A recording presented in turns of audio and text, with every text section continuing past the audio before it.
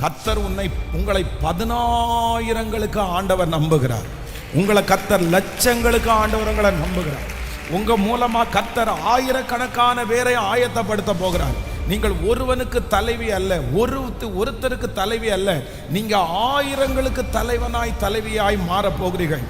ஆயிரங்களுக்கு தலைவியாய் மாறப்போகிறவர்கள் எந்த இடத்திலையும் எந்த சூழ்நிலையிலையும் யார் கைவிட்டாலும் அந்த இடத்திலே கர்த்தரை சார்ந்து நிற்கக்கூடியவர்களைத்தான் ஆண்டவர் வல்லமையாய் பயன்படுத்துவார்.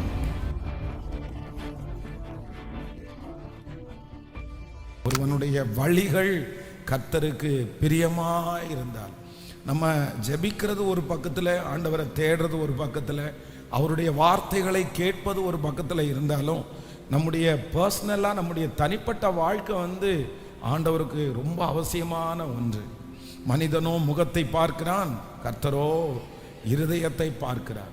அப்போ ஒரு தேவனுடைய பிள்ளையே ஆண்டவர் ஆசீர்வதிக்கும் போது அவருடைய விசுவாச அளவை மட்டும் இல்லை, அவர்கள் எந்த அளவுக்கு ஆண்டவரை தேடுகிறார்கள் என்கிறது மட்டும் இல்லை, அதே நேரத்தில் எந்த அளவிற்கு அவர்கள் தகுதி உள்ளவர்களாக இருக்கிறார்கள் அப்படின்றத ஆண்டவர் பார்க்கிறார்.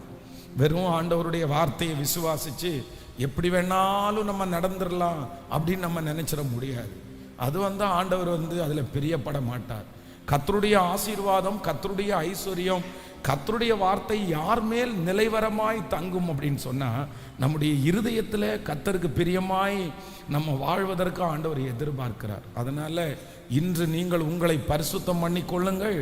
நாளைக்கு கர்த்தர் உங்கள் நடுவிலே அவர் அற்புதங்களை செய்வார். அதனால் பரிசுத்தமான வாழ்க்கைக்கும் ஒப்பு கொடுத்தலுடைய வாழ்க்கைக்கும் ஆண்டவருடைய அற்புதத்துக்கும் நிறைய கனெக்ட் இருக்குது. சிலருடைய வாழ்க்கை நமக்கே ரொம்ப கஷ்டமாக இருக்கும். ஏன் இவங்க இப்படி இருக்காங்க, இவங்களுக்கு ஏன் இவ்வளோ பெரிய கஷ்டம், ஆண்டவரே இவ்வளோ அவங்க ஜெபம் பண்ணுறாங்களே, இவங்க இவ்வளோ ஆண்டவருக்குள்ளே இருக்கிறாங்களே, இவ்வளோ சர்ச்சுக்கு வர்றாங்களே, இல்லைன்னா இவ்வளோ ஆண்டவருக்கு கொடுக்குறாங்களே, இவ்வளோ ஊழியம் பண்ணுகிறார்களே, அப்போ ஏன் இப்படி நடக்குது அப்படின்னு சொன்னால், அவர் கொஞ்ச நாள் தாண்டி நம்ம யோசிக்கும் போது தான் தெரியும், ஆண்டவர் நியாயக்கேடு கர்த்தர் கண்டிப்பாக செய்யவே மாட்டார். அவர் நீதி உள்ள நியாயாதிபதி. அப்பதான் தெரியும், ஓ இதனால தான் ஆண்டவர் இவங்களுக்கு இப்படி தடையா வச்சிருக்கிறாரா, இதனால தான் இந்த பாதையில் அவங்க கடந்து போறாங்களா. அப்போ ஆண்டவருடைய பிள்ளைகளை என்னதான் நம்ம வெளி தோற்றத்திற்கு காரியங்களை பண்ணினாலும் நம்முடைய பர்சனல் லைஃப்பை நம்ம ஆண்டவரோட சரி பண்ணாத பட்சத்தில் ஒரு மாற்றத்தை நம்ம கண்டுகொள்ளவே முடியாது. அதான் எங்களுக்கு ஒரு சொந்தக்காரர் ஒருத்தர் இருந்தார். அவருடைய வீட்டுக்கு போகும்போது அவர் நான் ஊழியக்காரராக போனதுனால ரொம்ப மதிப்பார்.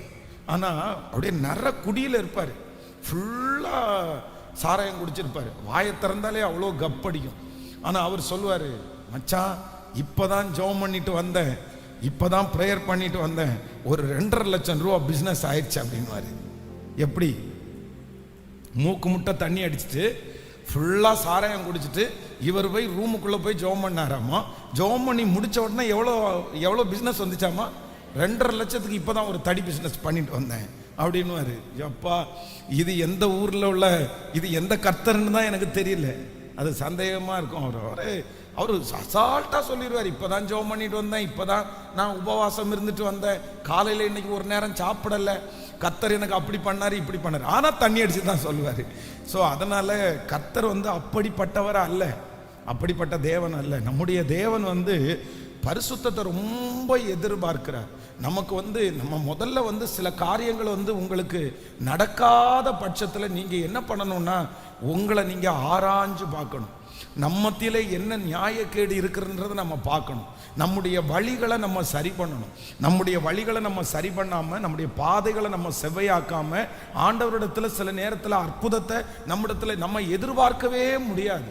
அதனால் இந்த 100 days நமக்கு ஆண்டவர் நிறைய வார்த்தைகளை பேசுகிறார். நம்ம மனமாற்றம் அடைகிறோம், நம்ம நிறைய ஃபெய்த்துக்குள்ளே வந்துட்டோம். கர்த்தர் நம்முடைய விசுவாசத்தை அப்படியே தட்டி எழுப்பினார். ஆனால் நீங்கள் ஒன்று ஆராய்ஞ்சு பாருங்க, ஆண்டவரே இந்த வாக்குத்தத்தம் நிறைவேறாதபடி என்னிடத்துல ஏதாவது தடை இருக்குதா, நான் ஏதாவது சரி பண்ண வேண்டியது இருக்குதா, எங்கிட்ட என்ன குறைவு இருக்கிறது அப்படின்னா ஆண்டவருக்கு முன்பாக போய் நின்று நீங்க உங்களை சோதிச்சு பார்க்கணும். நீங்க ரெடி பண்ணணும், நீங்க சரி பண்ணணும். சரி பண்ணாத விதத்துல ஆண்டவருடைய அற்புதத்தை நம்ம எதிர்பார்க்கவே முடியாது. ஆனா நம்ம சரி பண்ணிட்டோம்னு வச்சுக்கோங்களேன், அதற்கு பிறகு கர்த்தர் நமக்கு கொடுக்கிற அற்புதம் நமக்கு இந்த உலகத்துல உயிரோடு இருக்கிற நாள் வரைக்கும் அந்த அற்புதம் நமக்கு நல்ல அற்புதமாய் அமையும். கவனிங்க, நீங்க ஒரு விஷயத்தை நம்ம கத்துக்கணும். நம்ம எப்பவுமே ஆண்டவரா அறிஞ்ச பிள்ளைங்க ஆண்டவரும் நாமும் அப்படி வாழ்வதற்கு நம்ம கற்றுக்கொள்ளணும். அந்த அந்த ஞானம் ஆண்டவருடைய பிள்ளைகளுக்கு வேணும். சிலருக்கு என்ன அப்படின்னு சொன்னா, யாராவது ஒருத்தரை அவங்க கூடவே வச்சிருக்குவாங்க, கூடவே அவங்க டிபெண்ட் பண்ணுவாங்க, அவங்கள சார்ந்து வாழ்வாங்க. அவங்க பேசலைன்னா வருத்தம் வரும், அவங்க கூட இருக்கலைன்னா வருத்தம் வரும், அவங்கள்ட்ட சண்டை போட்டோ ஏதாவது சூழ்நிலைகள் வந்தால் கஷ்டமாக இருக்கும், அவங்கள விட்டுட்டு வெளியூர் போக முடியாது, அவங்கள்ட்ட பேசலைன்னா நமக்கு கஷ்டமாக இருக்கும். இந்த மாதிரி ஆண்டவருடைய பிள்ளைகளே ஒன்று நீங்கள் நினைத்து கொள்ளுங்கள், இல்லை நீங்கள் ஆண்டவரோடு கூட தனியாக வாழ்வதற்கு நீங்கள் எப்பவுமே கற்றுக்கணும். அப்படின்னா யாருமே இல்லைன்னா கூட என்னால் வாழ முடியும், யாருமே இல்லைன்னா கூட, யாரும் என்கிட்ட பேசலைன்னா கூட என்னால் இந்த காரியத்தை செய்ய முடியும். அப்படி ஒன்றும் இல்லை. நான் யாருக்கும் அடிமையானவன் அல்ல, நான் யாரையும் டிபெண்ட் பண்ணி நான் இல்லை.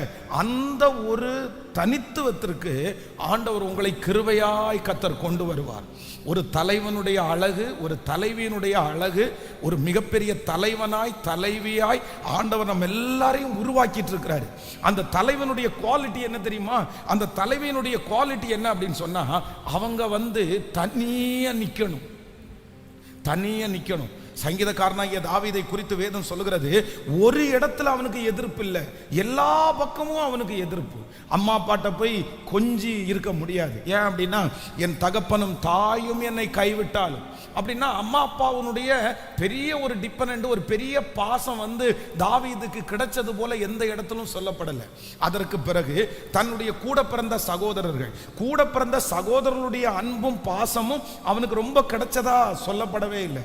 எந்த இடத்துல போனாலும் தாவீதுக்கு பெருசா யாருமே கூட இல்லை. ஆனா வேதம் என்ன சொல்லுது அப்படின்னு சொன்னா, நான் அவருடைய சாயலாலே நான் திருப்தி ஆவேன். அப்போ அந்த தாவீது யாரோட ரொம்ப நெருக்கமா நடந்தார் அப்படின்னு சொன்னா, அவரை ஆறுதல் படுத்துறது, அவரை தேற்றுறது, அவரை நடத்துறது, இது எல்லாமே கர்த்தராய் மாறினார்.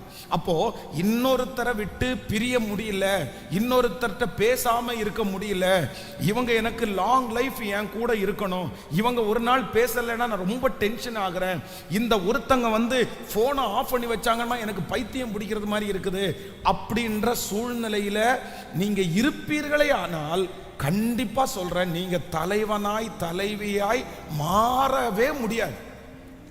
ஏன் அப்படின்னா, நீங்க ஒரு நபருக்குரியவர்கள் அல்ல, நீங்க ஒரு நபருக்குரியவர்கள் அல்ல. கர்த்தர் உங்களை 10,000ங்களுக்கு ஆண்டவர் நம்புகிறார். உங்களை கர்த்தர் லட்சங்களுக்கு ஆண்டவர் உங்களை நம்புகிறார். உங்க மூலமா கர்த்தர் ஆயிரக்கணக்கான பேரை ஆயத்தப்படுத்த போகிறார். நீங்கள் ஒருவனுக்கு தலைவி அல்ல, ஒருத்தருக்கு தலைவி அல்ல, நீங்க ஆயிரங்களுக்கு தலைவனாய் தலைவியாய் மாறப்போகிறீர்கள். ஆயிரங்களுக்கு தலைவனாய் தலைவியாய் மாறப்போகிறவர்கள் எந்த இடத்திலையும் எந்த சூழ்நிலையிலையும் யார் கைவிட்டாலும் அந்த இடத்திலே கர்த்தரை சார்ந்து நிற்கக்கூடியவர்களைத்தான் ஆண்டவர் வல்லமையாய் பயன்படுத்துவார். ஆமென். சில நேரத்தில் வாலிப தம்பி தங்கச்சிகளுக்கு கூட அப்படி இருக்கலாம். அப்படின்னா ஒரு ஊரை விட்டு வரும்போது அம்மாவை பிரிஞ்சு அப்பாவை பிரிஞ்சு அந்த மாதிரி இருக்க முடியாத சூழ்நிலைகள் எல்லாம் வரலாம். பாசம் இருக்கிறது, அன்பு இருக்கிறது தப்புன்னு சொல்லலை. ஆனால் உங்களுக்கு உண்மையா எப்படி வாழ தெரியணும் அப்படின்னு சொன்னா, யாருமே இல்லைன்னா கூட கர்த்தர் என் கூட இருந்தாலே வாழ்ந்துருவேன் அப்படின்ற ஒரு சூழ்நிலைக்கு நீங்க வரணும்.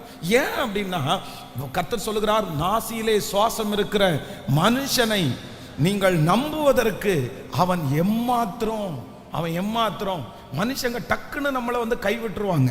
மனுஷங்க ஈஸியா நம்மளை காயப்படுத்திடுவாங்க. மனுஷங்க ஈஸியா இன்னைக்கு நம்ம இருக்கிறாங்கன்னா நாளைக்கு இன்னொருத்தர்கிட்ட அவங்க பேச ஆரம்பிச்சிருவாங்க, நம்மளை அழகா தள்ளி விட்டுருவாங்க. அப்போ அந்த நேரத்தில் இவங்க எங்கிட்ட பேசலையே, இவங்க எங்கள்கிட்ட பேசுறத நிப்பாட்டிட்டாங்களே அப்படின்ற ஒரு மனத்தாங்கல் அளவிற்கு நீங்க வராதபடி எல்லாரையும் எப்படி நீங்க நேசிக்கணும்னா சமமா நீங்க நேசிக்கணும். உங்களுக்கு ஒருத்தர் வேண்டாம், உங்களுக்கு எல்லாரும் வேணும். சொல்லுங்க பார்க்கலாம் எல்லாரும். உங்களுக்கு ஒருத்தர் வேண்டாம், உங்களுக்கு எல்லாரும் வேணும். உங்களுக்கு ஒரு குடும்பம் வேண்டாம், உங்களுக்கு 1000 குடும்பங்கள் வேண்டும். உங்களுக்கு ஒரு நபர் வேண்டாம், 10,000 கணக்கான ஜனங்கள் வேண்டும். ஹல்லேலூயா. அப்போ பழகும் போது நீங்க பேசும்போது என்ன பண்ணுங்கன்னா, எல்லாரிடத்துலையும் காமனா, எல்லாரிடத்துலையும் ஒரே மாதிரி எல்லாரிடத்துலையும் நீங்க பேச முடியும். அப்படின்னா உங்களுக்கு ரொம்ப நெருக்கமானவங்க, ரொம்ப நகமும் சதையுமா இருக்கிறாங்க அப்படின்றால் அந்த லெவலுக்கு நீங்க வந்து மோஸ்ட்லி நீங்க போயிடக்கூடாது. அது ஒரு பெரிய கமிட்மெண்டா மாறிடும் உங்களுக்கு, அது உங்களுக்கு பெரிய டிஸ்டர்பன்ஸா மாறிடும். ஏன்னா அவங்க வந்து நல்லா இருக்கிற வரைக்கும் உங்களுக்கு நல்லா இருக்கும், உங்களுக்கும் அவங்களுக்கும் மிஸ் அண்டர்ஸ்டாண்டிங் வராத வரைக்கும் ரொம்ப அழகா போயிட்டு இருக்கும். ஆனா அதே நேரத்தில் கருத்து வேறுபாடு வராம இருக்குமான்னு கேட்டா அது ஒரு பெரிய கேள்விக்குறி. என்னதான் இருந்தாலும் ஏதாவது ஒரு நாள் அவர்களுக்கு நம்மளை பிடிக்காம போயிடும். நம்ம பேசுற வார்த்தைகள் வந்து திடீர்னு அவங்களுக்கு ஏதோ கஷ்டமா மாறிடும். அந்த நேரத்தில் அவங்க நம்மளை விட்டு போயிட்டாங்கன்னு வச்சுக்கோங்களேன், ஒரு பிரிவினை வந்துருச்சுன்னு வைங்களேன், சிலராத அதை என்ன பண்ண முடியாதுன்னா சமாளிக்கவே முடியாது. அதுல வந்து ரொம்ப கஷ்டப்படுவாங்க. அதுக்காக நான் என்ன சொல்றேன்னா, நீங்க எப்பொழுதுமே ஒரு தீர்மானம் எடுங்க. நீங்க ஒருத்தருக்குரியவர் அல்ல, நீங்க ஒரு குடும்பத்துக்குரியவர்கள் அல்ல. நான் திரும்ப திரும்ப சொல்லுகிறேன், கர்த்தர் உங்களை 10,000ங்களுக்கு ஆண்டவர் உங்களை நம்புகிறார். 10,000ங்களுக்கு ஆண்டவர் உங்களை நம்புறார். லட்சங்களுக்கு ஆண்டவர் உங்களை நம்புறார். நீங்க எல்லாருக்கும் எல்லாமா இருக்க போறீங்க. சொல்லுங்க, எல்லாருக்கும் எல்லாமா இருக்க போறீங்க. ஆமென். நீங்க சண்டை போடுறவங்க யாருமே இருக்கக்கூடாது, நீங்க கசப்போட இருக்கிறவங்க யாருமே இருக்கக்கூடாது, நீங்க பேசாதவங்க யாருமே இருக்கக்கூடாது. இந்த மாதிரி ஒரு சூழ்நிலைக்கு ஆண்டவர் உங்களை கொண்டு வரணும். இதுதான் பெரிய ஞானம். யார் மேலேயும் உங்களுக்கு என்ன இல்லை? சத்தமா சொல்லுங்க. யார் மேலேயும் உங்களுக்கு கசப்பு இல்லை. எல்லாரிடத்துலையும் நீங்க பேச முடியும், எல்லாரிடத்துலையும் நீங்க சிரிக்க முடியும். நீங்க எல்லாருக்கும் என்ன மாதிரி ஆளுன்னா, நீங்க ஒரு பர்சனுக்குரிய ஆள் இல்லை, நீங்க ஒரு பொதுவான ஒரு ஆளா மாறணும். கர்த்தர் உங்களை எப்படி அழைக்கிறார் அப்படின்னு சொன்னா, உங்களை சிங்கிள் பர்சனா கர்த்தர் இருக்க விரும்பல. நீங்க ஒரு பொதுவான மனுஷனாய் மனுஷியாய் கர்த்தர் வாழும்படியாய் ஆண்டவர் விரும்புகிறார். வாலிப தங்கச்சியும் தம்பியும் இதுல ரொம்ப கவனமா இருக்கணும்.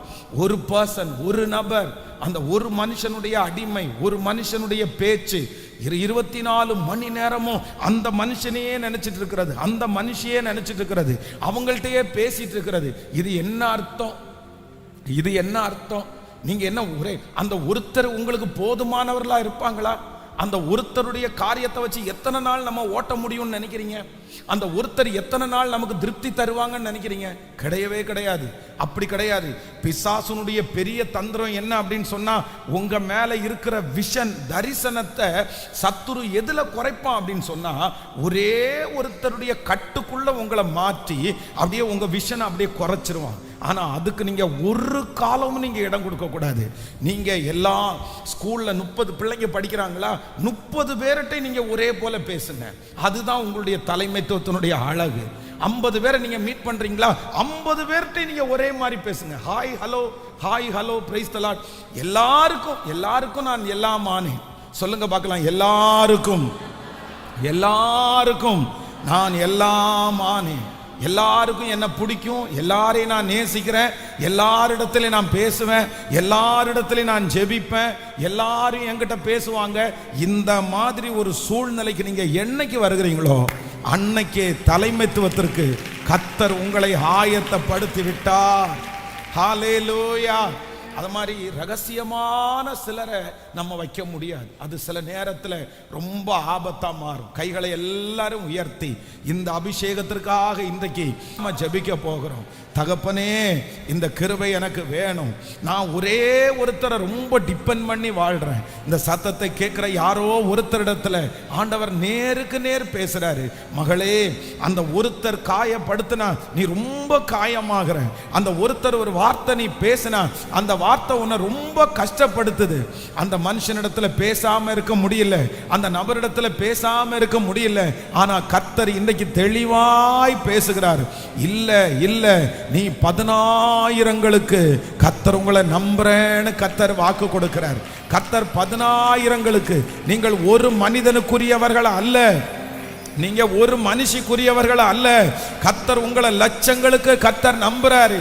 கைகளை எல்லாரும் உயர்த்தி சத்தமா நீங்க ஜெபம் பண்ணுங்க, சத்தமா நீங்க ஜெபம் பண்ணுங்க. அந்த தலைமைத்துவத்தினுடைய ஆவிய கர்த்தர் உங்க மேல வைக்கிறாரு. அப்படிப்பட்ட பாண்டேஜ்ல யாராவது சிக்கிட்டு இருப்பீங்கன்னா இப்ப கர்த்தர் அதிலிருந்து வெளியே வரும்படியாய் ஆண்டவர் உங்களை அழைக்கிறார். ஆண்டவர் உங்களை அழைக்கிறார். எஸ் எஸ், நீங்க வெளியே வந்துருங்க. வேண்டாம், அப்படி நான் இருக்க மாட்டேன். நான் ஒரு மனுஷனுக்குரியவள அல்ல, நான் ஒரு மனுஷனுக்குரியவன் அல்ல. கர்த்தர் என்னை பொதுவாய் ஆண்டவர் வைத்திருக்கிறார். ஆண்டவர் என்னை பொதுவாய் கர்த்தர் வைத்திருக்கிறார். நான் ஒரு பொதுவானவனாய் ஆண்டவர் என்னை நிறுத்த போகிறார். ஸ்தோத்திரம், ஸ்தோத்திரம், ஸ்தோத்திரம், ஸ்தோத்திரம். ஹல்லேலூயா. நீங்க ஒரே ஒரு மனுஷனை டிபெண்ட் பண்ணி இருக்கக்கூடாது. எங்க அக்கா இல்லைன்னா நான் செத்துருவேன் பாஸ்டர், எங்க அண்ணன் இல்லைன்னா நான் செத்துருவேன் பாஸ்டர், எங்க அம்மா இல்லைன்னா அவ்வளவுதான் பாஸ்டர், நான் முடிஞ்சிருவேன் பாஸ்டர். என்ன அம்மா, என்ன அக்கா, என்ன அண்ணன்? அப்ப நீங்க யாரு? நீங்க எப்படி வாழ்வீங்க? நீங்க எப்படி தலைமை ஆக முடியும்? யார் இருந்தாலும் யார் போனாலும் நான் 10,000ங்களுக்கு தலைவன், 10,000ங்களுக்கு நீங்கள் தலைவி. ஹல்லேலூயா. யாரையும் சார்ந்து நான் இல்லை. ஒரு பக்கத்தில் ஒரு 3 பேருடைய கையை பிடிச்சு சொல்லுங்க, யாரையும் சார்ந்து இல்லை. பிரதர், நீங்களே எங்கிட்ட பேசாம இருந்தா கூட பரவாயில்ல பிரதர். சிஸ்டர், நீங்க எங்கிட்ட பேசாம இருந்தா கூட பரவாயில்ல, நான் சமாளிச்சுக்குவேன் சிஸ்டர். சொல்லுங்க சத்தமா. பக்கத்தில் இருக்கிறவங்கள்ட்ட சொல்லுவீங்க. ஆனா குறிப்பிட்ட சில நபரிடத்துல உங்களால சொல்ல முடியுமா? சொல்ல முடியுமா? பிரதர், நீங்களே எதிர்த்தாலும், நீங்களே எங்கிட்ட பேசாம இருந்தாலும் பரவாயில்ல பிரதர், ஒரு 2 நாள் கஷ்டமா இருக்கும், அதுக்கப்புறம் நான் என்ன பண்ணிக்குவேன்? சொல்லுங்க. நான் அட்ஜஸ்ட் பண்ணிக்குவேன், நான் ரெடி ஆயிக்குவேன், நான் ஓகே ரைட் சரி ஓகே நீங்க என்னமோ அப்படி ரெடி ஆயிக்குவேன். அதுதான் தலைவன், அதுதான் தலைவி. அப்படிப்பட்ட அபிஷேகத்தை நீங்க கண்டிப்பா வாங்கணும். இல்லை அப்படின்னா உங்க கையில பொறுப்புகள் தரவே முடியாது. ஒரு ஆள் பேசலைன்றத உடனே நீங்க அவ்வளவு வருத்தப்பட்டு உட்கார்ந்து அழுது வாழ்க்கையே முடிஞ்சிருச்சுன்னு சொன்னா அப்புறம் எப்படி ஆண்டவர் உங்களை நம்பி பொறுப்புகளை தர முடியும்? இல்ல இல்ல, சங்கீதக்காரன தாவீது மாதிரி தான் சொல்லணும். என் தகப்பனும் என் தாயும் என்னை கைவிட்டாலும் கர்த்தர் என்னை, என் தகப்பனும் என் தாயும் என்னை கைவிட்டாலும் கர்த்தர் என்னை சேர்த்து கொள்ளுவார். எனக்கு எல்லாமே அவர் ஒருத்தர் மட்டும்தான். ஹல்லேலூயா. எனக்கு எல்லாமே நீங்க தாப்பா, எனக்கு எல்லாமே நீங்க தாப்பா,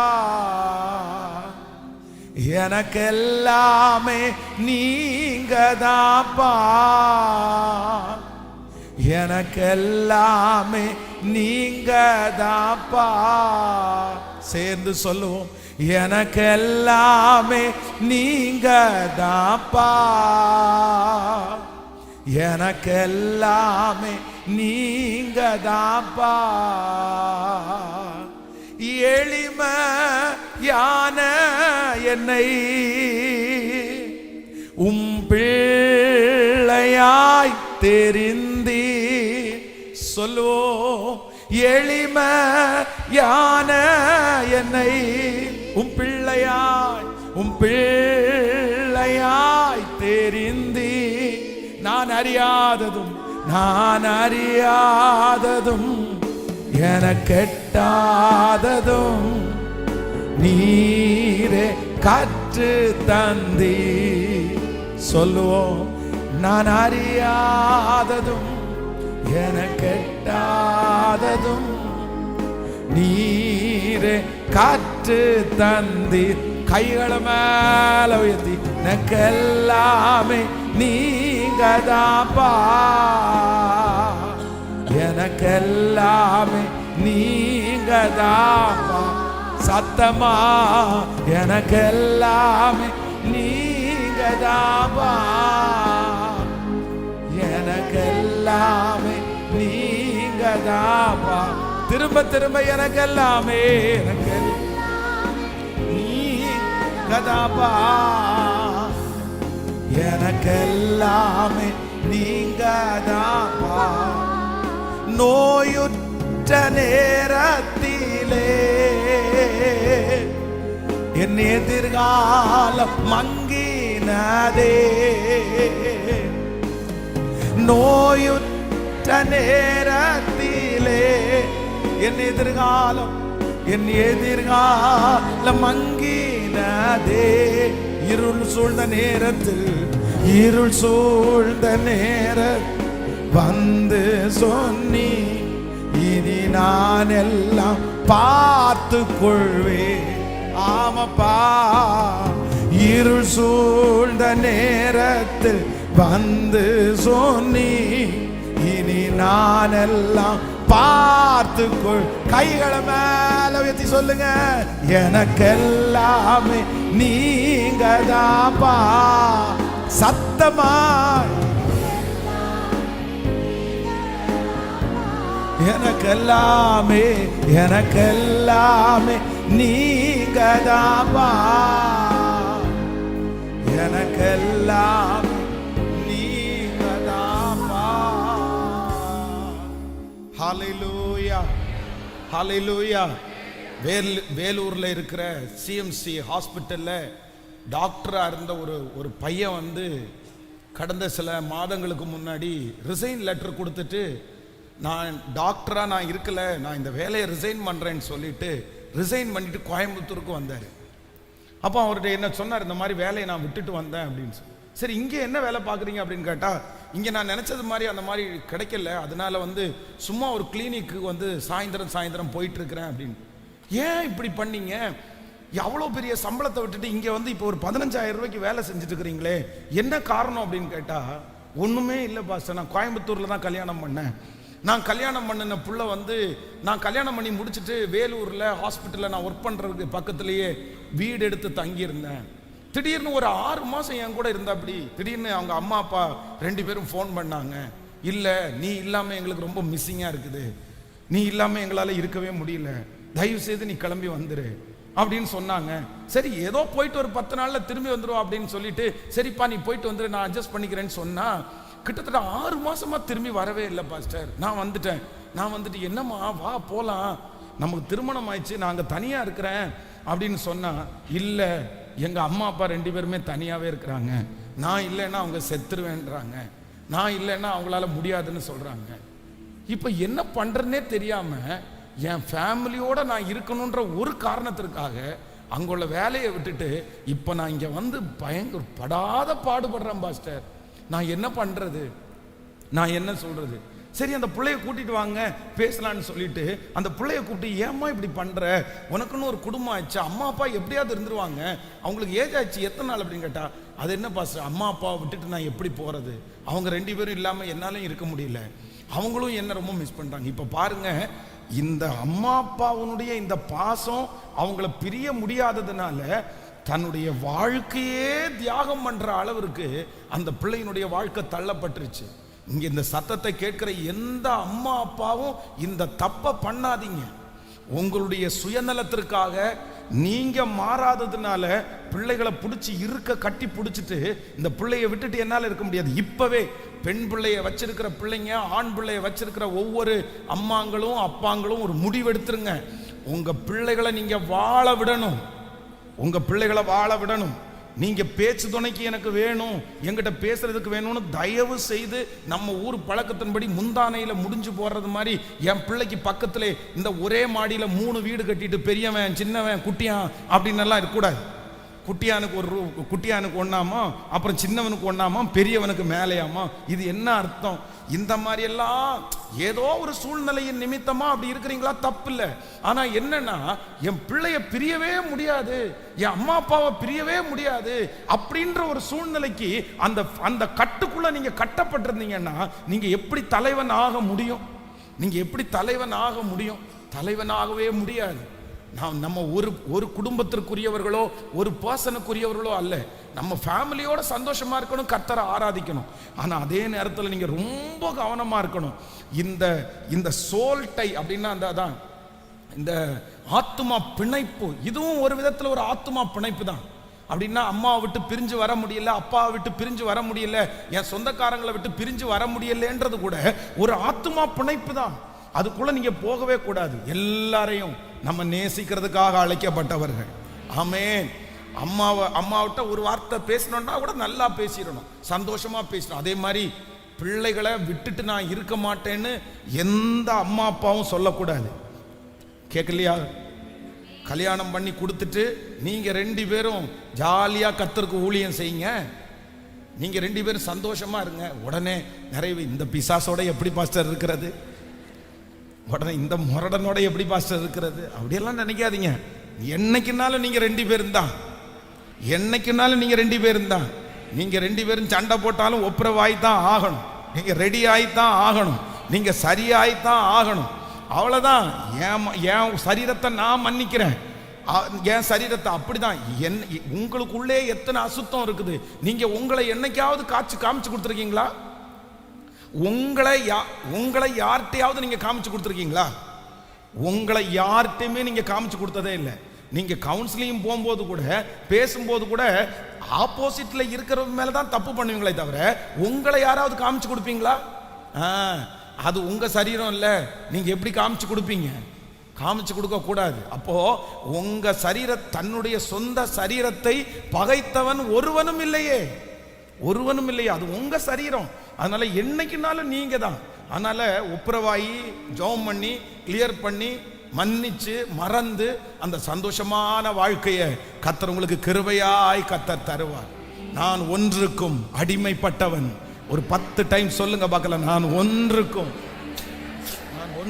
அடிமைப்பட்டவன் அல்ல, நான் ஒன்றுக்கும் அடிமைப்பட்டவன் அல்ல, நான் ஒன்றுக்கும் அடிமைப்பட்டவன் அல்ல, நான் யாருக்கும் அடிமைப்பட்டவன் அல்ல, நான் யாருக்கும் அடிமைப்பட்டவன் அல்ல.